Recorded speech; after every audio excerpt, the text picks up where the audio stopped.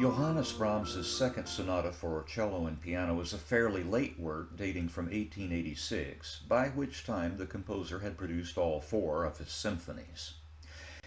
It is one of the most thrilling pieces of music I know, and it's a great privilege to accompany you on a tour of it. In this video, we'll hear a beautiful reading by cellist János and pianist György Sebök in a release by Philips. I'll take up the movements in turn as usual. Movement 1 is a towering F major masterpiece in itself, a little over 9 minutes long. Its plan is the familiar sonata template, and its exposition is repeated. The first theme is a bounding, Schumannesque, ecstatic, and somewhat breathless affair, with the cellist's athletic leaps tripping joyously above a shimmering bed of measured tremolo from the piano. You'll want to pay close attention to the cello's first 7 notes, all on the first page of score. The first 4 are grouped as pairs, middle C up to F, then A flat, resolving to G. The next 4 notes are grouped, D, C, B flat, G. You can ignore the final G. Those notes are, again, C, F, A flat, G, D, C, B flat. I'll explain later why I think you should try to remember those. A modulating transition is spun seamlessly out of this exuberant opening theme, and the second group emerges in C major, as we might expect. There's a twist, however. Both of its members fall into minor keys, theme 2A into E minor, and theme 2B into A minor, the key in which the exposition closes. During that closing, the cello takes up the piano's opening measured tremolo, and the effect is really striking. As I indicated earlier, we're treated to all of this wonderful material again. The development section proceeds immediately in F sharp minor, which is something of a shock. The first couple of phrases are introductory, and what they are introducing is a new theme in the same key. It's a curious theme with lines in both cello and piano crafted from motives that we've heard in all 3 of the exposition's themes. And during its closing, it swerves rather suddenly into C minor, that is, a tritone's journey accomplished in short order. The music that follows is extraordinarily haunting, with the cello's measured tremolo providing a canvas for a pointillistically presented chordal meditation in the piano. The passage is pretty clearly retransitional, but the way it plays out is unlike any other music I know. We are accustomed to hearing the return of theme 1 at the recapitulation simultaneously with the return of the home key, set up most often with a dominant prolongation. But what happens in this case is that the home key returns 16 measures before the return of the first theme. However, that's not exactly true. If you examine the pianist's right-hand chords, you'll see the pinky finger land on those 7 notes I urged you to memorize earlier in succession in dotted half notes. For lack of a better term, I've referred to it in my running commentary as an adumbration of theme 1, a sort of forecast of its return. And be assured that Brahms is not done with this yet. The recap is mostly regular, with the first theme's consequent paragraph somewhat reworked and the transition omitted, so that the second group proceeds forthwith in F major, falling into A minor, then D minor, analogously. The coda is extraordinary. It begins in F minor, as stormily as the beginning of the development. From this tempest there soon arises yet another reference to that thematic adumbration at the end of the development, this time in the cello and in quarter notes. The minor key notes are soon dropped, and an F major passage of extraordinary tenderness ensues. This amazing movement seems destined to end in this gentle vein, but at the last possible moment the music springs again to life for a flamboyant final bow.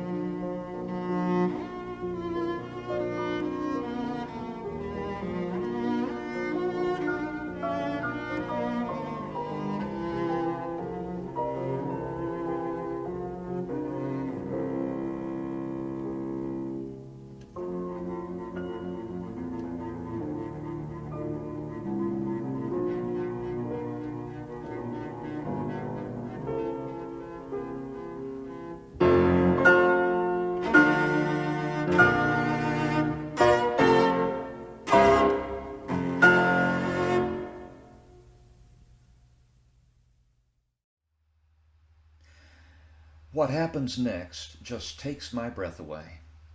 It's as if the now familiar key of F major is simply abandoned in favor of something so remote that it seems to come from a different world, yet it's only a half step away from the established key.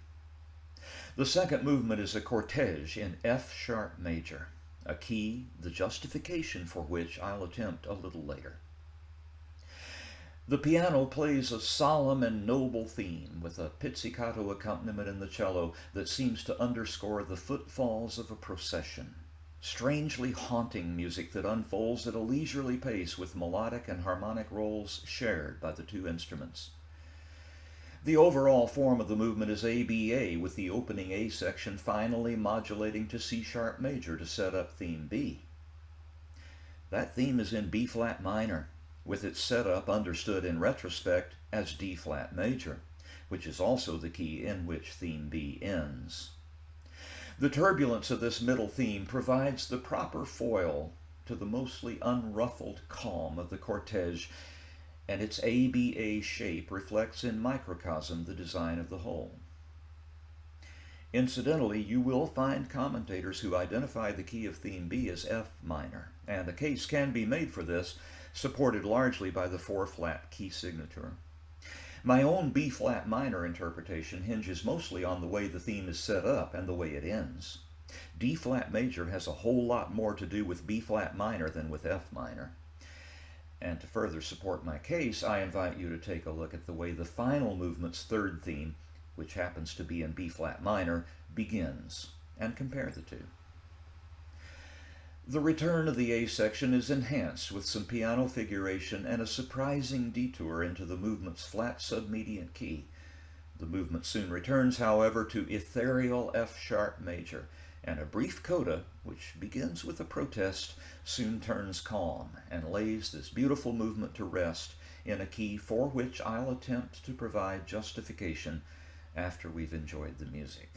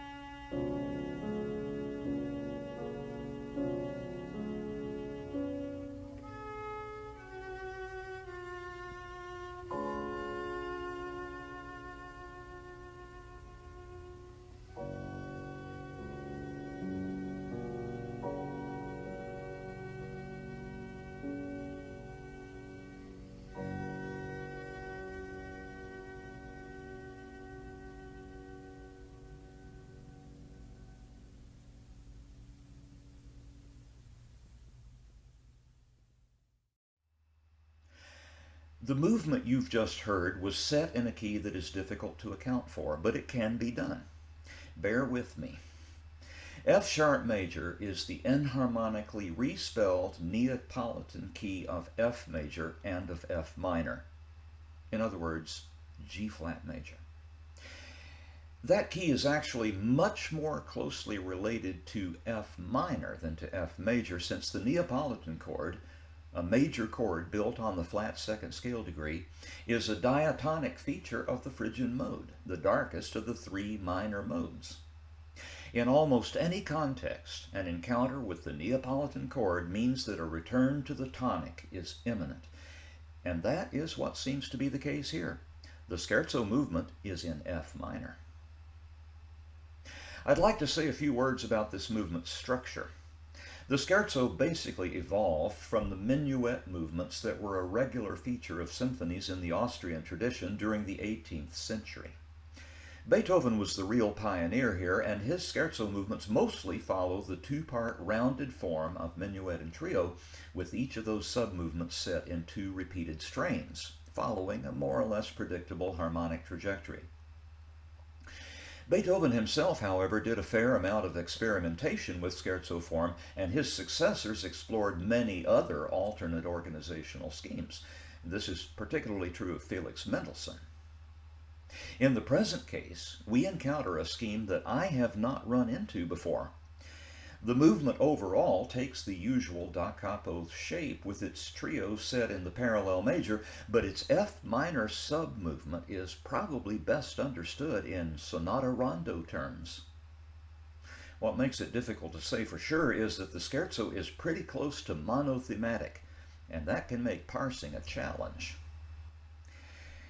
In any event, the contrasting F major trio is very beautiful and provides a welcome respite from the grim F minor music that surrounds it, music that seems almost diametrically opposed to the F sharp major cortege that preceded it.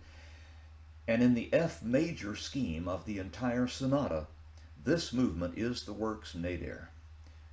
Into every life a little rain must fall.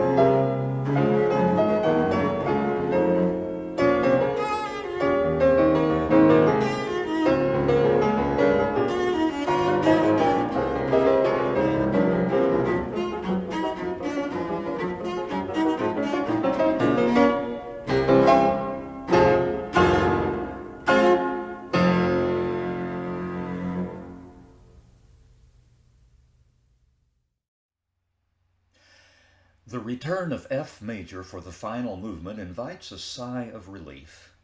The movement takes the sonata rondo shape so often employed for final movements, and the tension between the good-natured refrain and the movement's contrasting episodes is palpable. There are remarkable features, of course, including a second return of the refrain in G-flat major, the enharmonically respelled key of movement 2, and the use of pizzicato in the cello for the refrain's final appearance, which includes one brief F minor howl of protest centered on the A-flat that appeared in the opening movement's second measure before a final jubilant run to the F major finish line.